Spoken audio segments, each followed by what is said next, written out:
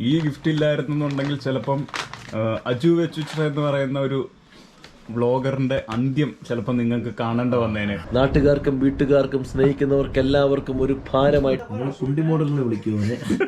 നമസ്കാരം എല്ലാവർക്കും, the road 66ന്റെ പുതിയൊരു എപ്പിസോഡിലേക്ക് സ്വാഗതം. അങ്ങനെ നമ്മള് നവദ്വീപിനോട് വിട പറഞ്ഞ് കൊൽക്കത്തയിലേക്ക് പുറപ്പെടുക. സംഭവം ടൈറ്റാണ്. നമ്മുടെ വണ്ടി അവിടെ കിടപ്പുണ്ട്. നമ്മുടെ വണ്ടിയാണ് ബ്ലോക്ക് ഉണ്ടാക്കിയേ. അല്ല നമ്മുടെ വണ്ടിയല്ല ബ്ലോക്ക് ഉണ്ടാക്കിയിരിക്കുന്നത്. നമ്മളെ കൊൽക്കത്തയിൽ തരുൺദാദാനെ കാണും. തരുൺദാദ നമുക്ക് ഒഴിവാക്കാൻ പറ്റാത്ത ഒരാളാണ്. അതുപോലെ തന്നെ നമ്മൾ ഇതുപോലത്തെ കൂടിക്കാഴ്ചകൾ ഒഴിവാക്കാൻ പോവാണ്. നമുക്ക് എന്താ പറയുക, നമ്മുടെ ഓരോ ദിവസങ്ങൾ പോയിക്കൊണ്ടിരിക്കുക. പക്ഷെ അവർക്കൊരു സന്തോഷമാണ്, നമുക്കൊരു സന്തോഷമൊക്കെ തന്നെയാണ്. പക്ഷെ നമുക്ക് ഇനിയും കളയാൻ ദിവസങ്ങൾ പോലും വിലപ്പെട്ടതാണ്. ദിവസങ്ങൾ മാറ്റി. സത്യം പറഞ്ഞാൽ ഇന്നലെ നമ്മള് വണ്ടി പാക്ക് ചെയ്ത് ഇറങ്ങി പോയ നമ്മള് പുള്ളിയോട് നോ പറയാൻ പറ്റാത്തത് കൊണ്ട് തിരിച്ചുപോയി അവിടെ കിടക്കേണ്ടി വന്ന ഒരു അവസ്ഥയാണ്. തരുൺദാദയുടെ അടുത്തും ഒരു മാക്സിമം 2 ദിവസം കൊൽക്കത്ത കാണാനുള്ളത് കൊണ്ട് മാത്രമേ ഉള്ളൂ. അല്ലാതെ നമ്മള് എക്സ്ട്രാ ഇനി നിൽക്കുന്ന പരിപാടിയില്ല. നമ്മള് ഒരു ദിവസം വെയിറ്റ് ചെയ്യുമായിരുന്നെങ്കിൽ നമ്മള് വിപുലും അഞ്ജനയും കൂടെ വന്നിരുന്നു. നമ്മൾ അത്ര അവർക്ക് വേണ്ടിയിട്ട് പോലും കാത്തു നിൽക്കാതെ നമ്മൾ യാത്ര 3 മണി വരെയൊക്കെ രാത്രി വണ്ടി ഓടിച്ചു വരുന്ന വിപുലാണ്. അപ്പം അവരെന്തായാലും വിപുലിനെയൊക്കെ ചിലപ്പോൾ മിക്കവാറും ഈ യാത്രയിൽ ഇടയ്ക്ക് നമ്മൾ എവിടെയെങ്കിലും മീറ്റ് ചെയ്യും എന്നൊരു പ്രത്യാശയുണ്ട്. അപ്പൊ കാണും. അതൊക്കെയാണ് ഇനി മുന്നോട്ടുള്ള കൊൽക്കട്ടയ്ക്കുള്ള വഴിയിലുള്ള യാത്രകൾ, കാഴ്ചകൾ കാണിച്ചു തരാം. നമ്മളിപ്പോൾ കണ്ടുകൊണ്ടിരിക്കുന്നത് നമ്മളുടെ കാൽന എന്ന് പറയുന്ന സ്ഥലം. നമ്മൾ നവദ്വീപിൽ നിന്ന് ഏതാണ്ട് 30 കിലോമീറ്ററും കൽക്കട്ടയിൽ നിന്ന് ഇങ്ങോട്ട് ഒരു 85 കിലോമീറ്ററുമാണ് ദൂരമുള്ളത്. കാൽനയിലെ മനോഹരമായ ക്ഷേത്രം ചന്ദ്ര ബഹദൂർ എന്ന് പറഞ്ഞ രാജാവ് 1809 ഉണ്ടാക്കിയ സംഭവമാണിത്. ഇത് ശരിക്കും ശൈവക്ഷേത്രമാണ് അല്ലേ? അതെ. ഇത് ശരിക്കും ശിവന് വേണ്ടി ഡെഡിക്കേറ്റ് ചെയ്തിരിക്കുന്നത്. അതായത് 108 ക്ഷേത്രങ്ങളാണ് ഇവിടെ ഉള്ളത്. 108 ക്ഷേത്രങ്ങളിൽ 34 ഈ ഒരു സർക്കിൾ. ഇതിന്റെ പുറത്ത് ഉള്ള സർക്കിളിൽ 74 അല്ലേ? ഇതിന്റെ ഉള്ളിലെല്ലാം ശിവലിംഗം പ്രതിഷ്ഠയുണ്ട്. മാർബിളിലാണ് ഇവിടുത്തെ പ്രതിഷ്ഠ ഉണ്ടാക്കിയിരിക്കുന്നത്. അതുപോലെ തന്നെ ഇഷ്ടിക കൊണ്ടാണ് ഈ ക്ഷേത്രം പണികഴിപ്പിച്ചിരിക്കുന്നത്. ഇത് ശരിക്കും ഇതിന്റെ ഒരു കൺസെപ്റ്റ് എന്ന് പറയുന്നത് ഈ നമ്മുടെ ജപമാലയിലെ മുത്തുകളുണ്ടല്ലോ, അതിന്റെ ഒരു ഇതിലാണ് ഈ 74 34 സംഭവം ചെയ്തിരിക്കുന്നത്. ആ ജപമാലയിലെ മുത്തുകളുടെ ഒരു കോൺസെപ്റ്റിലാണ് സംഭവം ചെയ്തിരിക്കുന്നത്. നടുക്കെന്താണ് കിണറാണെന്ന് തോന്നുന്നു. നോക്കട്ടെ, ഇവിടെ വഴിയുണ്ട്. വെള്ളമൊക്കെ ഉണ്ട്. ഇതിനകത്തെ നോക്കിയ ചില കറുത്ത ശിവലിംഗങ്ങളുള്ള വെളുത്ത ശിവലിംഗങ്ങളുമാണ് അല്ലേ? അതെ. എന്താണ് അതിന്റെ സംഭവം? നമുക്ക് നേരെ നമ്മൾ കയറി ചെല്ലുമ്പോഴത്തേക്കിനും ഇവിടെ വെളുത്ത ശിവലിംഗമാണ് ഇതിനകത്ത് പ്രതിഷ്ഠ. തൊട്ടിപ്പുറത്തോട്ട് വന്നു കഴിഞ്ഞാൽ ഇവിടെ കറുത്ത ശിവലിംഗമാണ്. ഇവിടെ ഒരു കിണർ, വെള്ളം വെക്കാനുള്ള സംവിധാനമാണ്.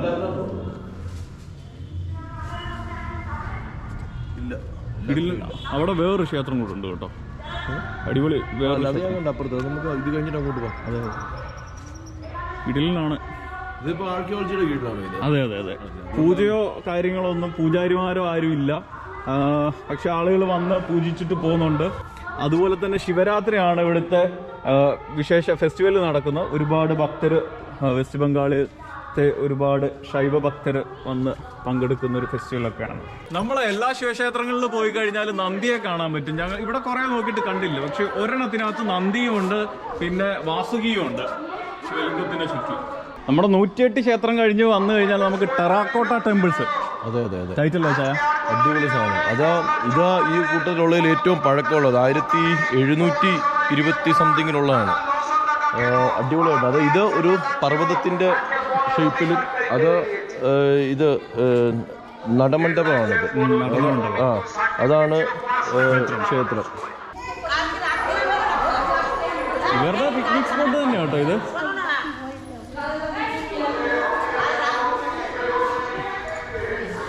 ഇവിടെ രാധയും കൃഷ്ണനും ഇവിടുത്തെ പ്രതിഷ്ഠ. ഇതിന്റെ ഫസാഡുകളെല്ലാം ഈ ടെറാക്കോട്ടയിൽ സെറ്റ് ചെയ്തിരിക്കുന്നതാണ്. അത് ഒരു രക്ഷയില്ലാത്ത പണി കേട്ടോ. അത് എന്മാതിരി പെർഫെക്ഷൻ ഒന്ന് ആലോചിച്ച് നോക്കി. 1700-കളുടെ മധ്യകാലഘട്ടത്തിൽ ചെയ്തു വെച്ചിരിക്കുന്നത് സൂക്ഷ്മമായിട്ടുള്ളത്.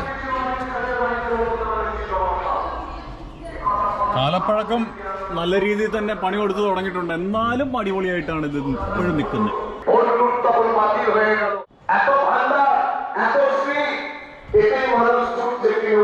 ഇത് പിന്നീട് അതിനെ ഒന്ന് പ്രിസർവ് ചെയ്യാൻ നോക്കുന്നുണ്ട് മാക്സിമം പണിയുന്നുണ്ട്. ശരിക്കും ഇത് ഇവിടെയല്ല, ഇതിന്റെ കേന്ദ്രം എന്ന് പറയുന്നത് ബിഷ്ണുപൂരാണ് ഇതിന്റെ കേന്ദ്രം. ഇതൊക്കെയാണ് കാൽനയിലെ ടെറാക്കോട്ട ടെമ്പിളിന്റെ വിശേഷങ്ങൾ.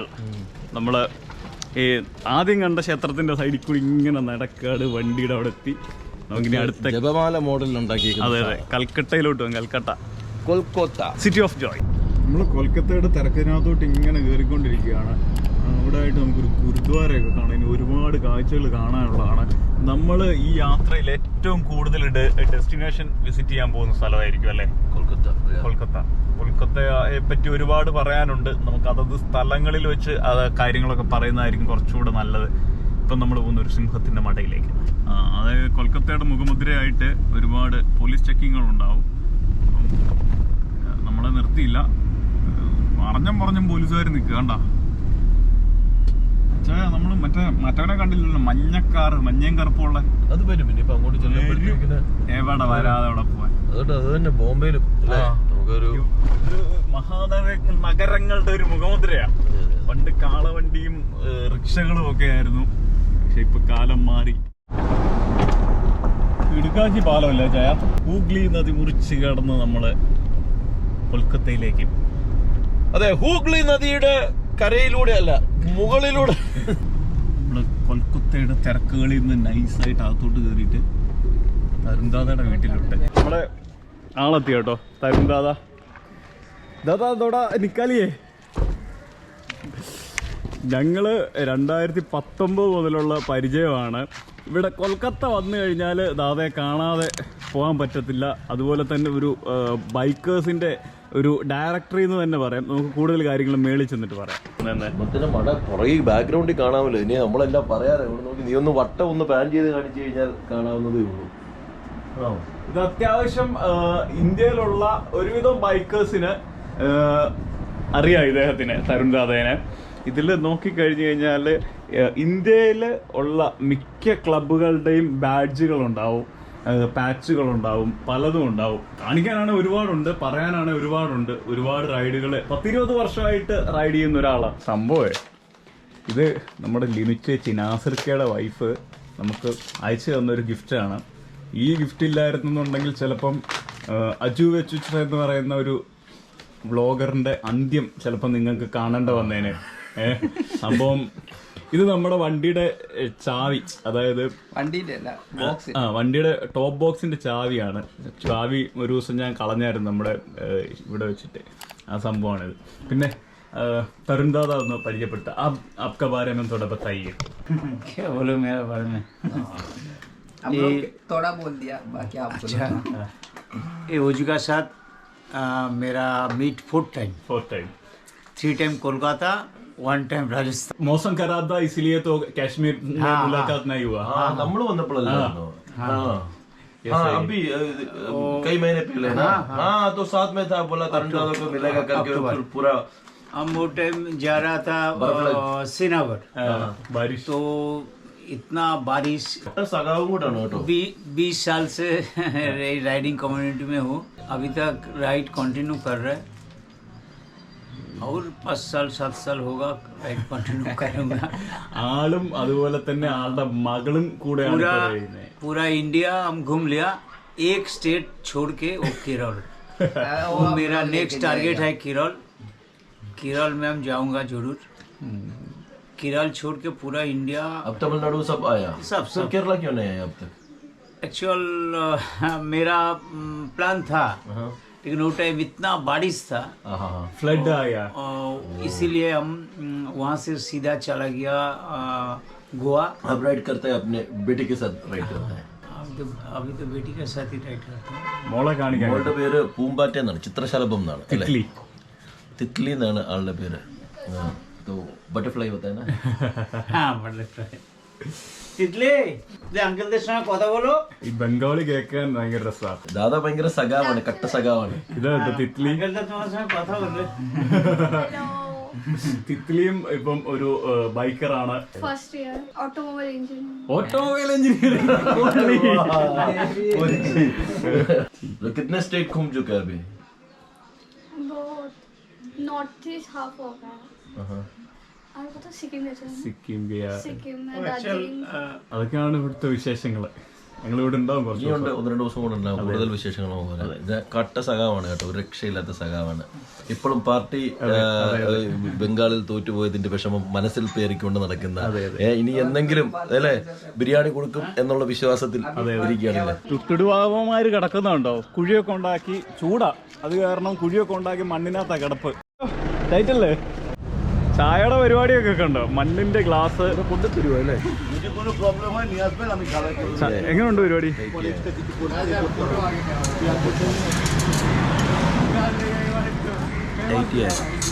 നമ്മൾ എവിടെ ചെന്ന് കഴിഞ്ഞാലും മാർക്കറ്റ് എക്സ്പ്ലോർ ചെയ്യില്ല. അതുപോലെ തന്നെ കൽക്കട്ടയുടെ മാർക്കറ്റും നമ്മൾ എക്സ്പ്ലോർ ചെയ്യാൻ പോവാണ്. ദാദയുണ്ട് നമ്മുടെ കൂടെ. ഹം അഭി കോൺസ മാർക്കറ്റ് മേ ജാ രഹേ ഹൈ? ദംദം മാർക്കറ്റ്. ദംദം മാർക്കറ്റ്. ദംദം മാർക്കറ്റിലേക്ക് പോവുകയാണ്. ഇവിടെ റോഡിൻ്റെ സൈഡെല്ലാം കച്ചവടങ്ങൾ തകൃതിയായിട്ട് നടക്കും. ക്യാരറ്റിൻ്റെ ഒക്കെ സൈസ് കണ്ടോ, ചക്ക, എല്ലാ സാധനങ്ങളും കിട്ടും.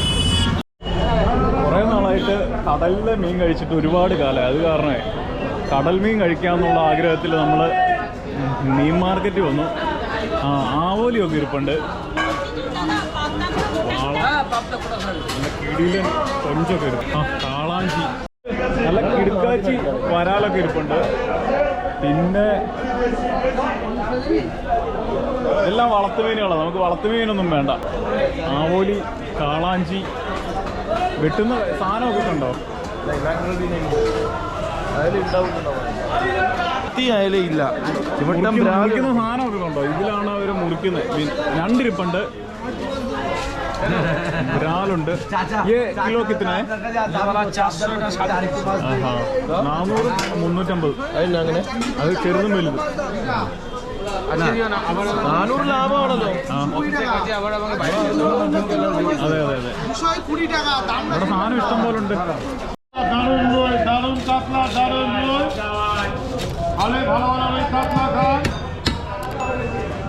പരിപാടിയാണ്.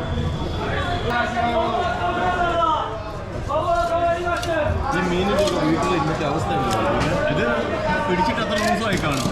ഇന്നത്തെ ദിവസമൊക്കെ എന്നാൽ ഇവര് ചിലപ്പോൾ കുടുംബക്കാരായിരിക്കും അടുത്ത് കിടക്കുന്നത്.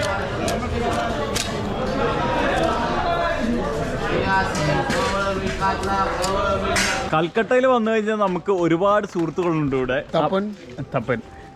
आपका नाम? रंजन गो. आप? देवाशीष मुखर्जी. दिवान मंडल. मैं स्नेहाशीष कर्मकार. मोनालिसा कर्मकार. आदिल उत्सव. ഇവിടെ ഒരുപാട് ആൾക്കാർ, തരുൺഭായിയുടെ വീട്ടിൽ വന്നു കഴിഞ്ഞാൽ ഒരുപാട് ആൾക്കാർ കാണാൻ വരും.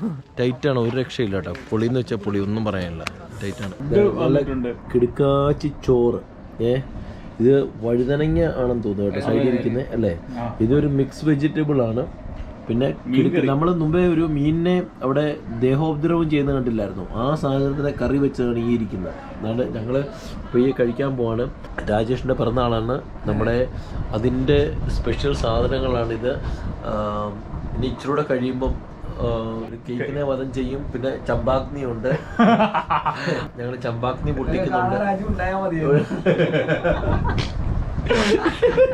രാജേഷ് അങ്ങനെ വിജയ ശ്രീലാളിതനായിട്ട് 36-ാം വയസ്സിലേക്ക് കടക്കുകയാണ്. അതെ, കടക്കുകയാണ്. നാട്ടുകാർക്കും വീട്ടുകാർക്കും സ്നേഹിക്കുന്നവർക്ക് എല്ലാവർക്കും ഒരു ഭാരമായിട്ട്, ഭൂമിക്ക് പോലും ഭാരമായിട്ട് അല്ലേ, 36-ലേക്ക്. ഇനിയും ഒരു 100 വർഷം കൂടി ഇതുപോലെ തന്നെ ഭാരമായിട്ടിരിക്കട്ടെ എന്ന് ഞങ്ങൾ ആത്മാർത്ഥമായിട്ട് പ്രാർത്ഥിക്കുന്നു അല്ലേടാ. അതെ, ഞങ്ങൾ കഴിക്കാൻ പോകുന്നു. ബാക്കി നമുക്ക് അടുത്തത്. ഏകദേശം ഒരു 10 മിനിറ്റ് കൂടെ നമ്മൾ വെയിറ്റ് ചെയ്യണം. 10 മിനിറ്റ് കൂടെ വെയിറ്റ് ചെയ്ത് കഴിഞ്ഞാൽ നമ്മുടെ സഹയാത്രികനായിട്ടുള്ള രാജേഷ് നിലമ്പൂർ, രാജേഷ് നിലമ്പൂർ, ഞങ്ങൾ കുണ്ടി മോഡലിനെ വിളിക്കുവാനെ. അതായത് പിന്നാമ്പറം ഒറ്റ ഫോട്ടോയിലോ നേരെ ഒന്ന് മുഖം കാണിക്കത്തില്ല, തിരിഞ്ഞു നിന്ന് കുണ്ടി കാണിച്ച ഫോട്ടോ ഇടും. ഞങ്ങൾ അവന്റെ കുണ്ടി മോഡലിനാണ് വിളിക്കുന്നത്. അതാണ്. ദാദയുണ്ട്, ദാദയുടെ തിത്ലി വന്നിട്ടുണ്ട്. ഞങ്ങള് ടൈറ്റ് ആക്കാൻ മണിച്ചിട്ട് കഴിയുമ്പോഴത്തേക്കിന് ആ തിത്ലിക്ക് വേറെ എന്താ അറിയോ, ഇറ്റലി ഓട്ടോമൊബൈൽ എഞ്ചിനീയറിംഗ് പഠിക്കുന്നതാണ്. 47 കുട്ടികളാണ് ക്ലാസ്സിൽ. അതിനകത്ത് ഒരു പെണ്ണും 46 ആമ്പിള്ളാരുമാണ്. അതിനകത്ത് പുലിക്കുട്ടിയാണ് അവള്. मैं एक लड़की ക്യോ ഏക് ലड़की? कोई नहीं करता. എടാ രാജേഷിന്റെ സ്പെല്ലിംഗ് എഴുതിയേക്ക് നോക്കിയേ. ഇവന്മാര് നമ്മള് എത്ര കൃത്യമായിട്ട് പറഞ്ഞു കൊടുത്തതാ. ഇവിടെ ആയതുകൊണ്ട് അങ്ങനെ ആയത്. രാജാഷ് എന്തായാലും നമ്മൾ അത് വെച്ച് അഡ്ജസ്റ്റ് ചെയ്യുക. എന്നെ ടീമാണെന്ന് നോക്കുന്നത്. പക്ഷെ ഇത് കുറച്ച് കൂടുതൽ വെച്ചാകും. പക്ഷേ എത്രാമത്തെ പിറന്നാളാ? 35 അല്ലേ? 35. 87 ആകുമ്പോ 36 ഇതുവരെ കല്യാണമൊന്നും കഴിച്ചിട്ടില്ല കേട്ടോ. അപ്പം ആർക്കെങ്കിലും താല്പര്യം ഉണ്ടെന്നുണ്ടെങ്കിൽ ബന്ധപ്പെടാവുന്നതാണ്. ഞാനേ ഇത് കാണുന്ന വേറെ പലരും ഉണ്ടെന്ന് നീ ഓർത്തോണം കേട്ടോ. കാലിന് വഴി തെറ്റില്ലല്ലോ, കറക്റ്റ് ആയിട്ട് വന്നോളൂ. അതാണ്. രാജേഷിന്റെ സ്പെല്ലിംഗ് മിസ്റ്റേക്കിനെ അത്യാവശ്യം ഒന്ന് സെറ്റ് ചെയ്തിട്ടുണ്ട്. ഇപ്പം അത്യാവശ്യം രാജേഷ് ആയിട്ടുണ്ടെന്ന് നമ്മൾ വിചാരിക്കുന്നു കേട്ടോ. 12 മണിയായി. 12 മണിയായിരിക്കാണ്. രാജേഷ് അങ്ങനെ 35ന്റെ പടിവാതിക്കൽ നിന്ന് 36ന്റെ അല്ലെ അങ്കണത്തിലേക്ക് ചാടി കടന്നിരിക്കുകയാണ്. ബുഡ്ഡ ഹോ ഗയാ, അഭി 36 ഹോ ഗയാ. ഹം തോ അഭി ഭി 20s में हैं, ये तो अभी 36 हो गया. इसमें फिर 2 बच्चा भी है उसको. कुछ भी नहीं, अभी और बच्चे के बारे में सोच रहा है वो. लेकिन 12 बज गया तो अभी केक काटेगा. तो let's sing happy birthday to you. उधर happy birthday to you. Happy birthday, happy birthday, happy birthday to you. വാ വിളിക്ക്. ടൈറ്റ് അല്ലേ? Tight, double tight. എന്താണ് ഇത്? എല്ലാവർക്കും കൊടുക്കടാ എല്ലാവർക്കും. ടൈറ്റ് അല്ലേ? നീ ഫുള്ള് അവർക്ക് നല്ല കൊടുത്തോ.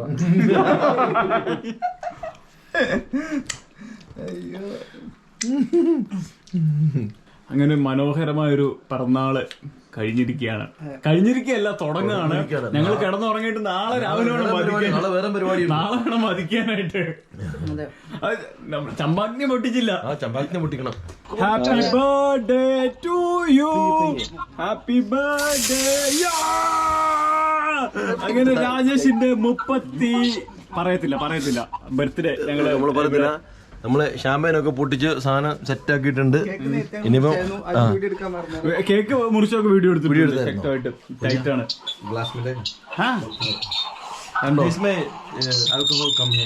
സംഭവബഹുലമായ 35 വർഷങ്ങൾ രാജേഷിന്റെ ജീവിതത്തിൽ കടന്നുപോയിരിക്കുകയാണ്. നമ്മുടെ യാത്രയുടെ സംഭവബഹുലമായ 5 മാസങ്ങൾ കടന്നുപോയിരിക്കുകയാണ്. അങ്ങനെ നമ്മൾ ഈ എപ്പിസോഡ് ഇന്നത്തെ ദിവസം ഇവിടെ അവസാനിപ്പിക്കുകയാണ്. കൊൽക്കത്തയിൽ നമ്മുടെ സ്വന്തം തരുൺദാദയുടെ വീട്ടിൽ.